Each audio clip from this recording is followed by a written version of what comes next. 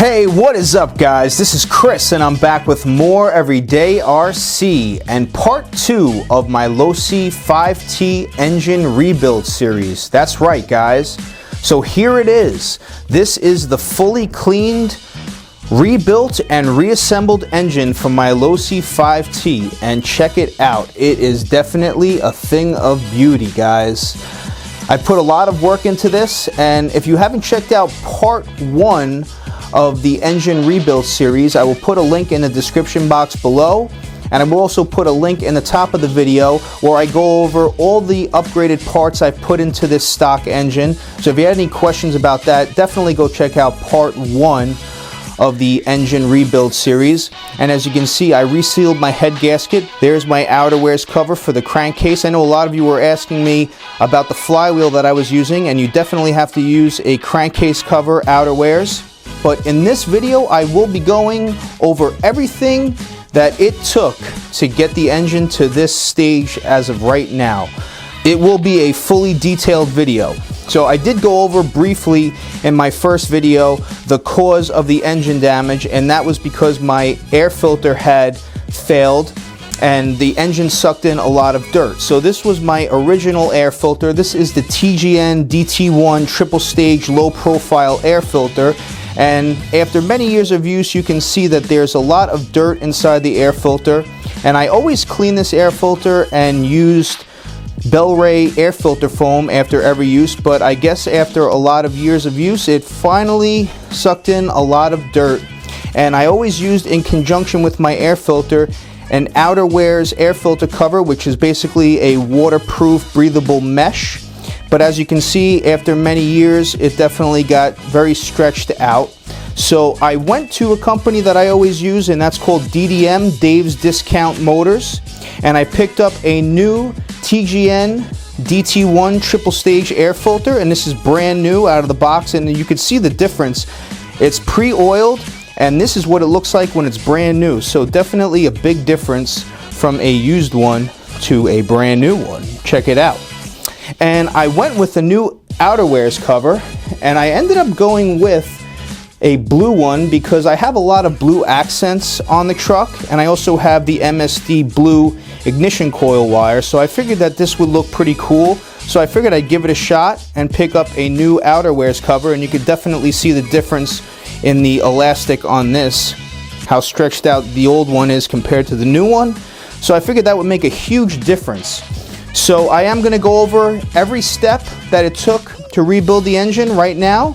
I will show you the engine fully mounted in the truck at the end of this video with the air filter installed, and also with my, in the back right there, that is my Bartalone Racing Big Bore XP exhaust pipe that I also had to go to DDM and pick up a new dampener for it that I broke.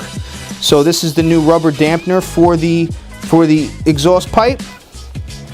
Alright, so without any further ado guys, I'm going to show you in depth what it took to rebuild this engine, and stay tuned for the end of the video where I'm going to show you it fully installed in the truck, and then part 3 will be me starting the engine and showing you a running video with the truck. So I'll see you at the end of the video guys. Okay, so the first step in reassembling the engine is relubricating the internals of the engine, especially after everything has been well cleaned. So right here I'm dropping in some 2-stroke oil onto the crankshaft bearings, as well as the needle cage bearing located at the bottom of the connecting rod. And then I'll also drop in some 2-stroke oil into the wrist pin bearing on the top of the piston, as you can see here, which is located at the top of the connecting rod. And you just want to re-oil everything, just so everything is well protected, especially after it's been cleaned off. And I like to use the 2-stroke oil that I will run in the engine. Okay, next thing to do after the engine has been re-lubricated is to get my clutch housing remounted onto the crankshaft of the engine. And you'll see I'll use just a dab of Loctite to reinstall it back onto the engine.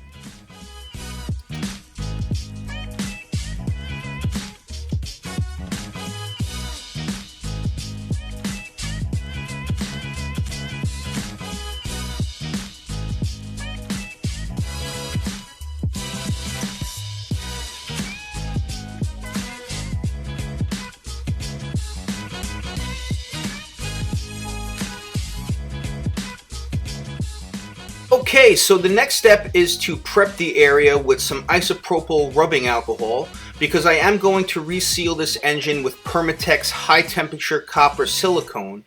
So you just want to use the rubbing alcohol to remove some of the excess oils and dirt from the surface of the crankcase, as I'm doing right here. And I will also prep the skirt of the cylinder with the rubbing alcohol to remove all the excess oils so that the sealant can make a good connection with the aluminum.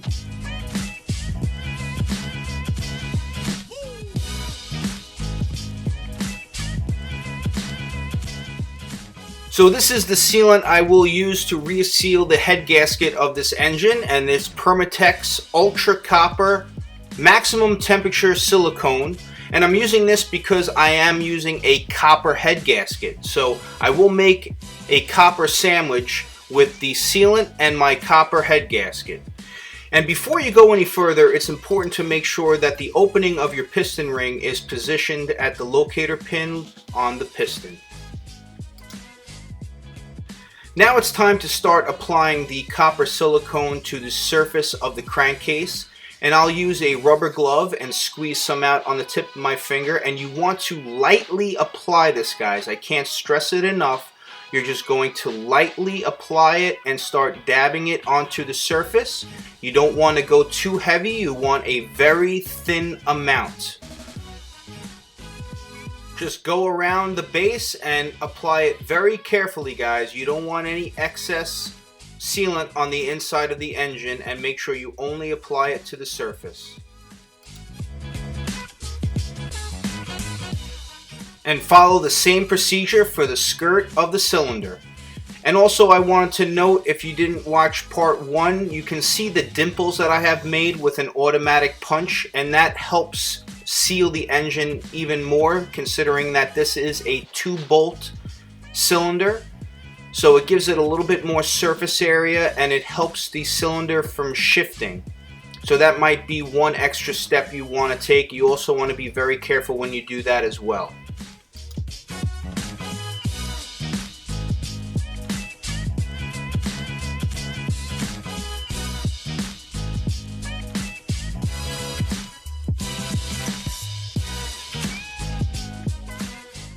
Okay, now it's time to drop in the copper head gasket, and you want to be very careful when you do this and try and drop it right into place without shifting it too much, so you don't move any of that sealant out of the way.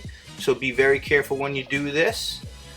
And now it's time to check everything, make sure everything's positioned properly, and now you are going to drop in the cylinder.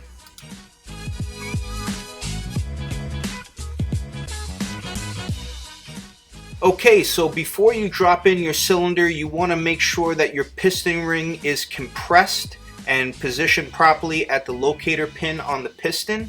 And you want to be super careful with this, guys. You want to make sure that everything is positioned properly. Double check, triple check if you have to. And very carefully compress the piston ring and then drop the cylinder in around the top of the piston. And then slowly push it on there. Don't force anything. You don't want to score the piston or the cylinder, and make sure it's on there correctly. Try not to push any of the sealant out of the way, and then just drop it right in.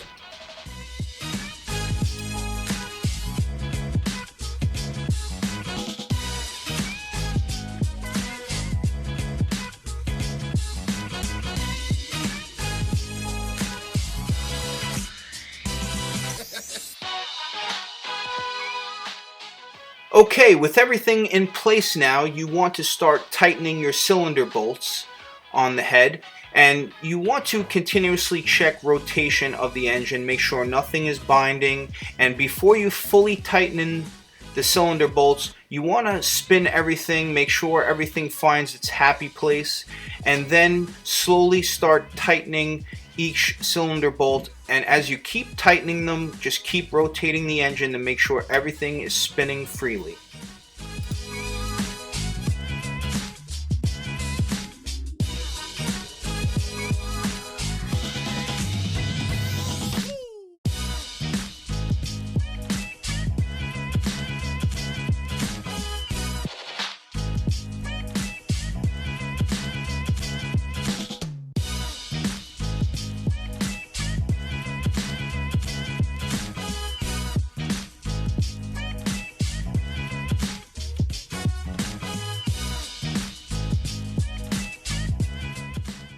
After your cylinder bolts have been fully tightened, it's optional, but I like to add in some more lubrication into the cylinder. So I'll drop a few drops into the exhaust port just to lubricate the piston and the cylinder.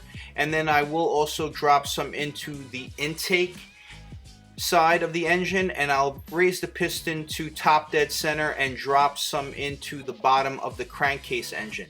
It is also important to let the sealant cure for a good 24 hours before you even attempt to start this engine. So this engine will sit for a few days before I even attempt to start it, to let the sealant cure fully.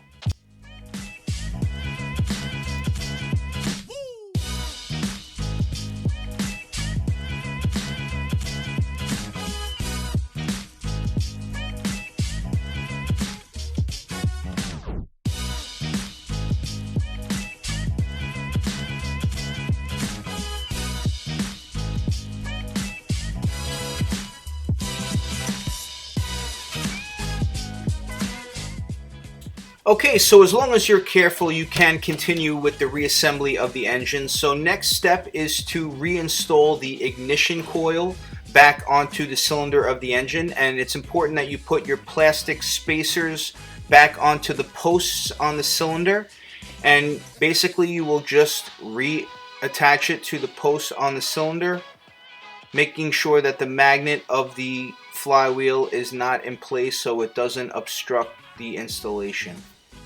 You can also use a small drop of thread locker on these screws when you install the ignition coil back onto the engine.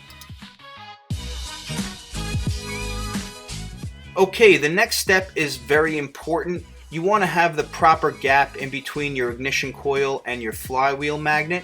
This is a 0.2 millimeter ignition coil gapper. I have seen people use business cards, but this is the proper tool for the job. I like to put my gapper onto the magnet on the flywheel so it'll hold it in place. And then I'll rotate the flywheel so the magnet is directly underneath the ignition coil. And just carefully rotate it. That's why you want to leave your coil a little loose for this step to make sure that you have the proper gap. And once the magnet is directly underneath your ignition coil, you'll have your proper spacing because the magnet is the high point of the flywheel. And once you have your gapper in place, then you'll go ahead and fully tighten your coil bolts.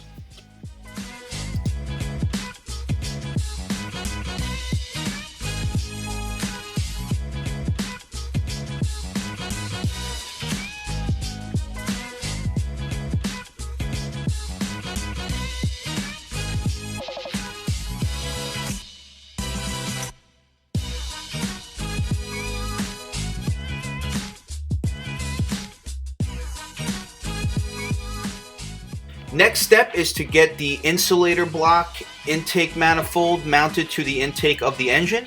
I like to use Permatex anaerobic flange sealant, and this is a jelly-like sealant that is anaerobic, which means hardens with the absence of air. It won't make as good of a seal as regular sealant. You'll still be able to pull everything apart. And same thing, I will put a small dab on the tip of my finger and lightly apply it, guys, and it just helps create a better seal for the intake gaskets. Just a little tip that I figured I'd share with you guys.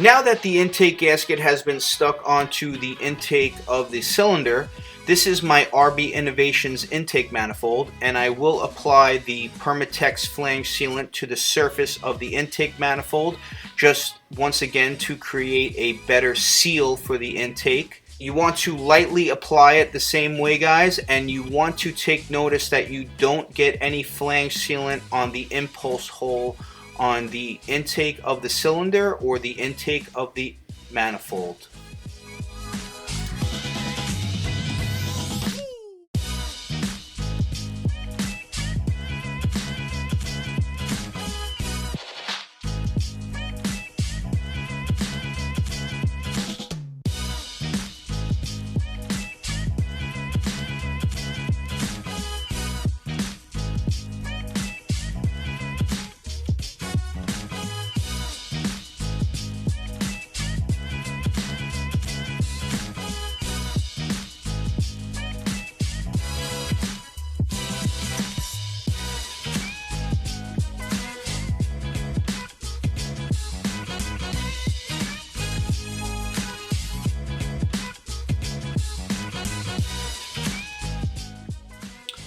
Okay, now the next step is to get the clutch bell carrier or clutch bell housing mounted back onto the clutch housing of the engine.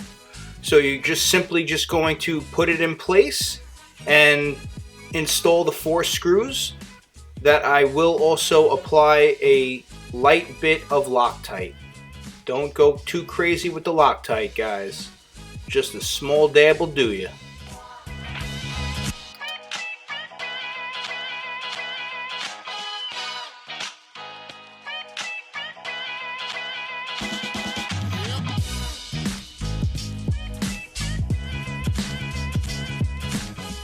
Now next I'm going to install the chrome plastic engine housing.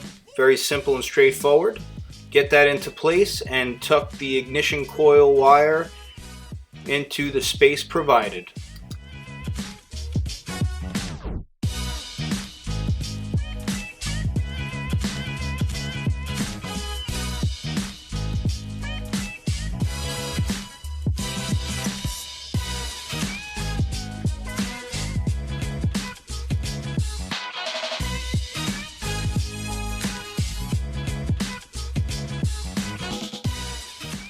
Next step is to install my NGK CMR7H spark plug with a gap of 30 thousandths.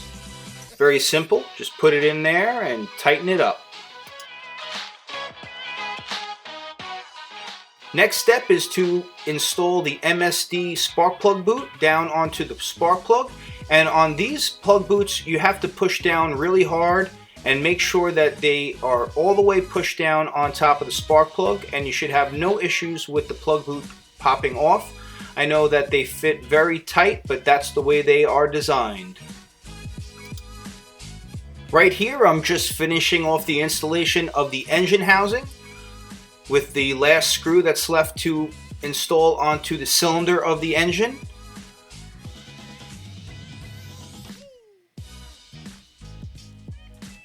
And here we are.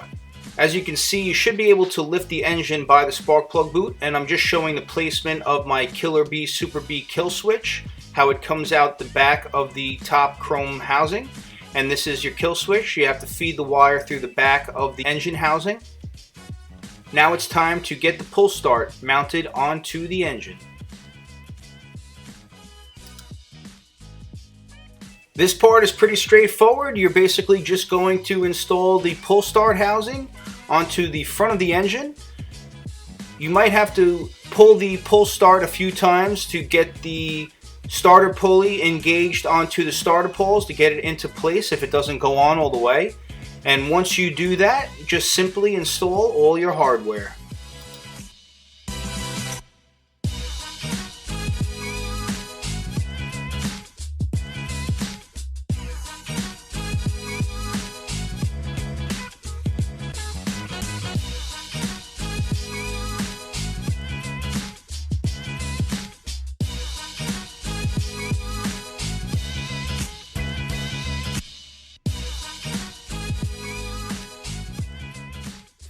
Okay, now it's time to get the crankcase ready for the OUTERWEARS crankcase cover.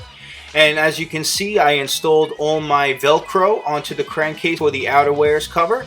And you just want to prep it the same way I did with the other parts of the engine, with some rubbing alcohol and a Scotch-Brite pad to clean up the surface, and then put your Velcro right on there with a heat gun. Okay, now you can see the fully installed OUTERWEARS crankcase cover. I definitely suggest using these on all your engines, but you especially want to use it if you're using the DARKSOUL lightened flywheel. It's a must-have. You don't want any rocks or any kind of debris entering into your flywheel.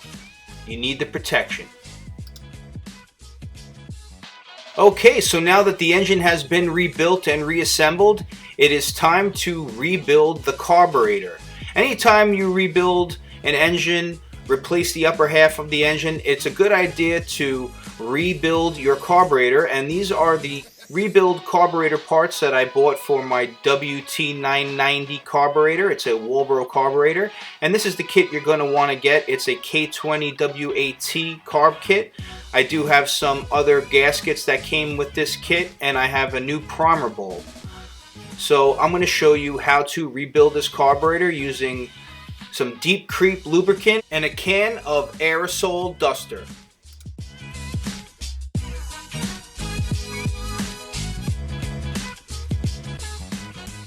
Okay, so now it's time to disassemble the carburetor. So I start with the idle plate, and as you can see, I remove the screw, and under this idle plate will be two gaskets and a fuel filtering screen.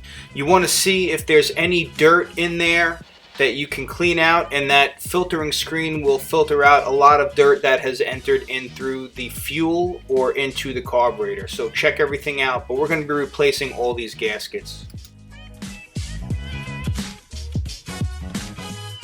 Now with a pick tool, you're going to remove your fuel filtering screen from the inlet here on the carburetor.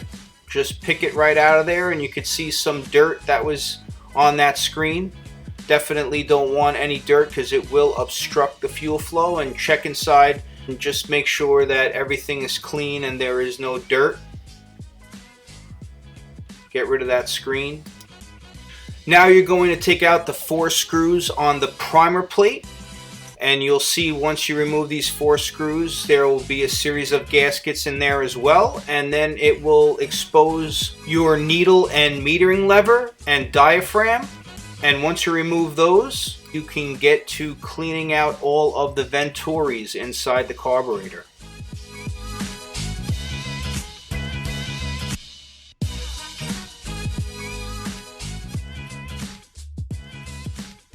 Okay, so here's a quick tip. I will be removing my low speed and high speed needles, and as you can see I marked my low speed needle with an L and the high speed needle with an H or 2 lines, so that I will know which one was which when I reinstall them back into the carburetor.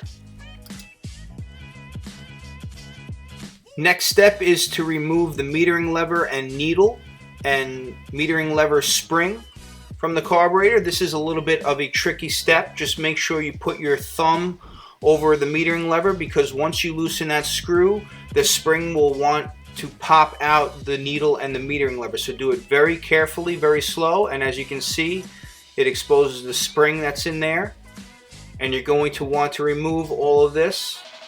Just try to keep it all together, guys. We're going to be replacing all these parts. But we want to get everything out of the inside of the carburetor so we can clean it up fully.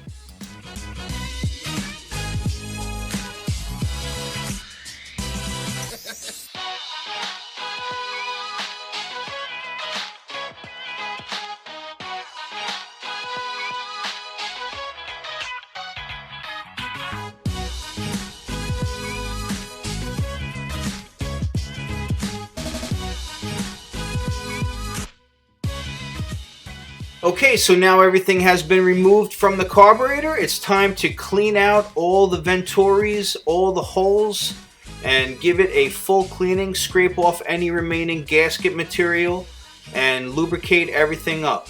I like to use the Seafoam Deep Creep. It's safe for the inside of the carburetor, and I also use a can of aerosol duster to blow out all the orifices inside the carburetor. It works great, guys, so that's a little tip for you.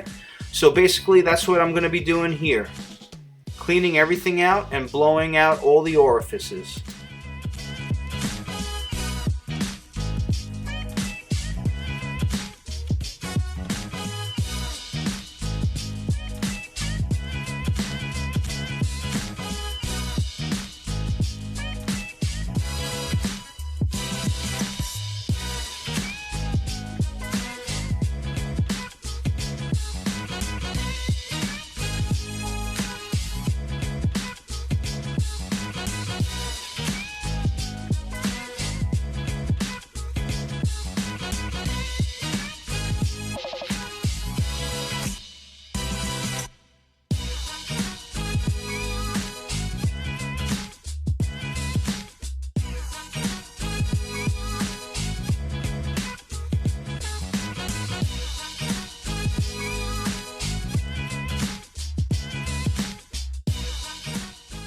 Okay, now that the carburetor is all cleaned out, it's time to reassemble it.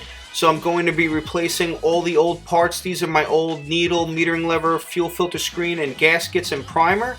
These are all my new gaskets, new primer, new metering lever, needle, fuel filter screen, and spring all laid out, ready to go. These are the extra gaskets that come in the kit that you can use on a multitude of different WALBORO carburetors. And this is a very important tool. If you don't know what it is, it's a metering lever tool, and it is what you use to set the height of your metering lever. So as you can see, it's used for many different series carburetors, but you're going to use the side that has the WT, because this is a WT 990 carburetor. So I will show you exactly how to set the height of your metering lever, which basically governs the amount of fuel that is pushed into the carburetor, and it in essence meters the amount of fuel as it pushes up against your diaphragm. So I'll show you how all that works right now.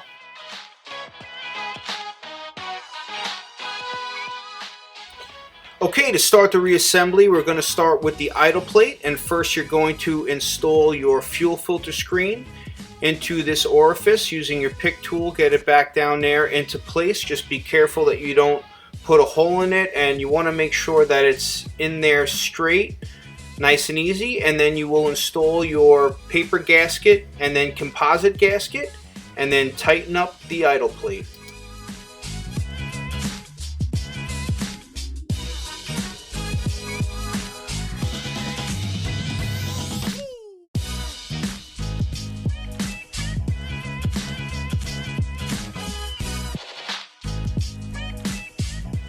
Okay, now that the idle plate has been installed, it's time to work on the other side of the carburetor, and I'm showing you the two spots. One is for your needle and one is for your metering lever spring. So what I like to do is I like to start with my metering lever spring, and this part can be pretty tricky, especially for first timers, but you just have to take your time with it, and it takes a little bit of dexterity, but I've done this millions of times. You're going to install your pin onto your metering lever, and you're going to hang your needle on the other side of the metering lever, and it's going to be a little tricky to get it into place with that spring, but you're just basically going to drop it in there and get it into the carburetor.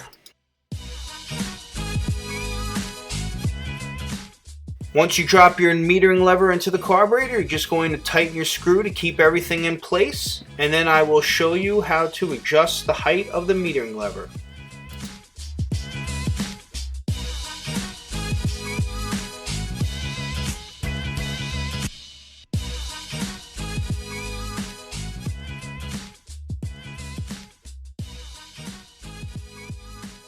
Okay, so this is how the WALBORO metering lever tool works. You're basically going to take the side that says WT and you run it across the face of the carburetor, and it should just be touching that metering lever. If it does hit the metering lever, or you see the metering lever float up and down, you're going to have to change the height of it, and that's just basically the way you set it. Is you just should be able to run across. Now you can see the metering lever on here is slightly high, so you're going to want to push down a little bit on that section of the metering lever to adjust the height of it so that it just barely touches the metering lever tool.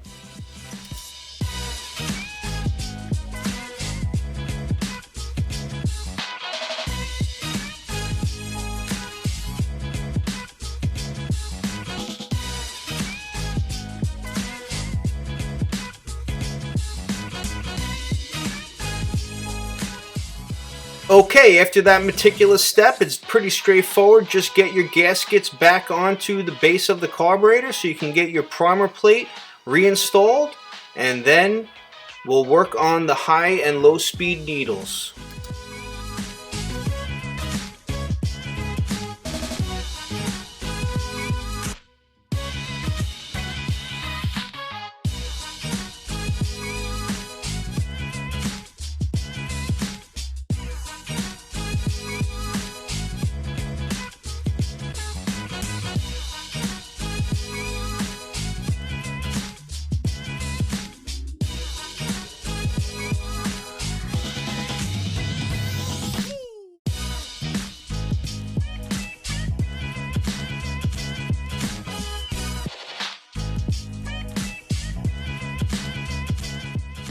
Okay, now it's time to get the high and low speed needles back into place. Now remember, we marked the low speed needle with the L and the high speed needle with an H.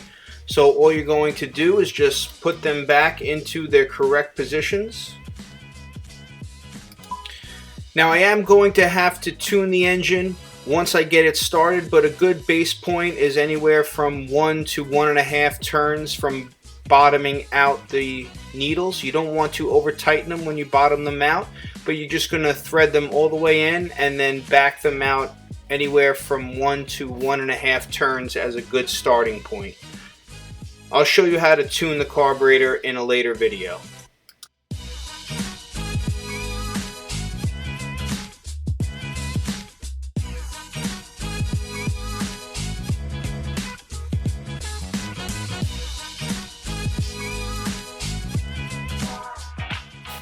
Okay, so now it's finally time to get the carburetor mounted to the intake of the engine. As you can see here, I am using a replacement gasket, and this is a plastic composite intake gasket that I will be using. And I will also be using a paper gasket up against my velocity stack. And I will use the same procedure as I showed you with the insulator block. I will use my anaerobic flange sealant and seal everything up really well with that, and then use a small bit of Loctite to put onto my carburetor bolts and get everything tightened up and mounted to the engine. And then we're just about done, guys.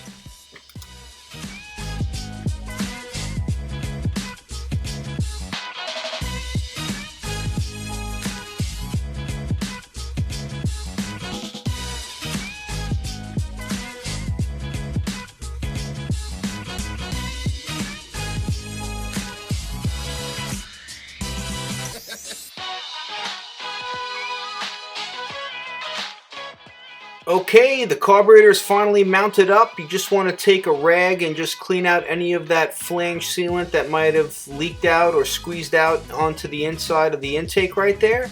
And you want to make sure that your butterfly is opening on the carburetor. And everything is looking real good, guys. So look at that, a completely rebuilt and reassembled engine. So now it's almost time to get it mounted back into the truck.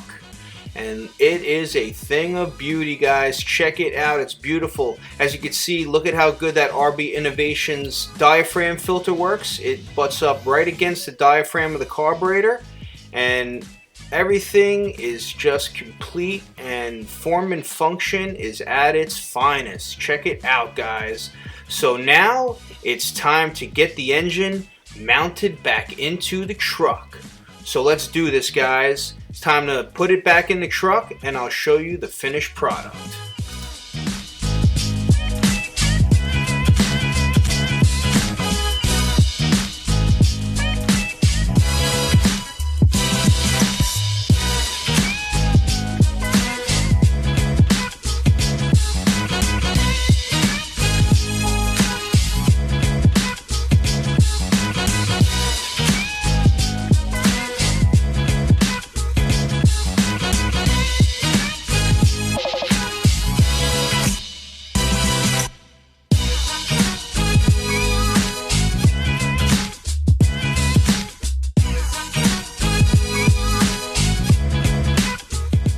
Okay, now it's time to finally get this air filter mounted onto the velocity stack, and as you can see, I use that Permatex anaerobic flange sealant on my velocity stack to give it a really nice seal. And I'll just run my finger over there with that flange sealant and slide my brand new TGN DT1 triple stage air filter right over that velocity stack.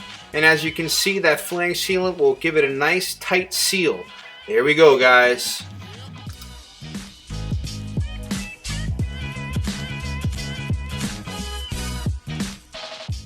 Okay, now that everything is mounted back in the truck, you can see I replaced my fuel filter and fuel line that goes inside the carburetor. This is the old fuel filter and fuel line. They were a little old and the fuel line was a little bit on the stiff side, so you want to put a fresh fuel line and fuel filter in there so that the fuel filter can bounce and flex inside the gas tank and pick up as much fuel as possible. You can see that my old one was slightly dirty.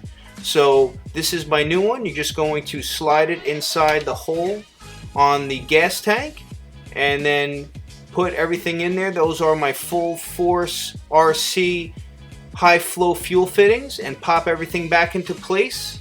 And check it out. Everything is completed.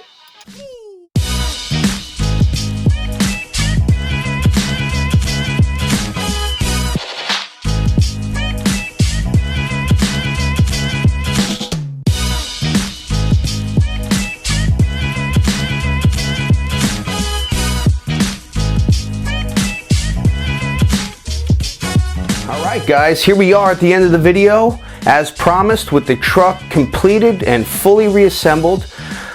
I hope some of you out there found a lot of that information helpful, and to show you not to get too intimidated rebuilding these engines. And I personally love it. I have so much fun taking care of these engines, and I get so much more gratification out of rebuilding these engines and building them than if I were to go out and just buy a brand new engine. I just love wrenching on these things, and that's part of the enjoyment of the hobby. And to show you that you don't have to go out and buy some crazy expensive engine, you can have just as much fun with the stock engine and just get your hands dirty and do some wrenching. Just ready for some 100 octane and fully synthetic 2-stroke oil. I do have my Killer RC LiPo battery. It's a 2S 7.4 volt RX battery in the battery box right now, and I have my old school DX3S, as you can see right here, linked to my Losi 5T. I have a lot of my RCs linked to this remote, as you can see right here, linked to the 5T, and I get pretty good speed out of the stock servos. I know a lot of you are like, I can't believe you're still using the stock servos, but why replace them if they still work? They're powerful servos. They haven't failed me yet, and they work great. I have no problems with them.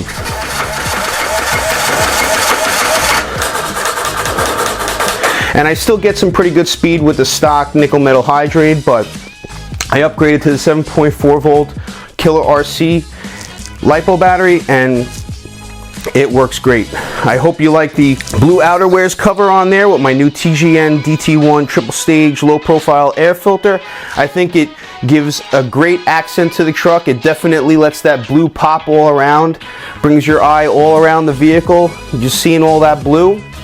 And of course, gonna finish it up with the Hemistorm Penta body. And once you put this body on here, it just completes the look. I'll get it all buttoned up for you right here. I do still have my stock body, which I am a big fan of the stock Losi 5T body, but I do have an inside outerwears cover that protects the inside of the chassis so that dirt doesn't come in and enter through the wheel well right here. That's the one thing I love about the Penta body, is that it definitely protects the vehicle just as good with the stock body with the outerwears, but it just is a beautiful looking body. It's a 9-panel body. It's super durable. I've put this body through its paces and nothing is cracked on it. Everything has been holding up really good, but I am still interested in getting a new stock clear body for it, and I would like to repaint that just so I have two bodies to go hand in hand. But that's about it for today, guys. I hope you enjoyed this video. It was a lot of work, it was a lot of information, but I hope you all found it helpful. And don't worry, part 3 will be coming, and I will show you this engine getting fired up. I'm probably gonna have to do just some slight tuning. It is super cold out here on the northeast of the United States. Right now it's about 10 degrees outside. So the tuning, I'll have to tune it for this kind of weather, and then as we move closer into the warmer months, I'll have to retune it. But since I rebuilt the carburetor and rebuilt the engine, there is going to be some tuning involved, so I will show you a little bit of that when I do fire it up, and hopefully I'll get some running footage. I'll take it down to the schoolyard and I'll show you this thing ripping. And it's going to be awesome. I'm super excited. I'm super happy to be back, getting my hands dirty, wrenching again on my RCs. And most importantly, I hope you guys are all making it happen in your RC worlds out there. And for now, this is Chris, the Everyday RC Guy, saying thanks for watching. Make it happen.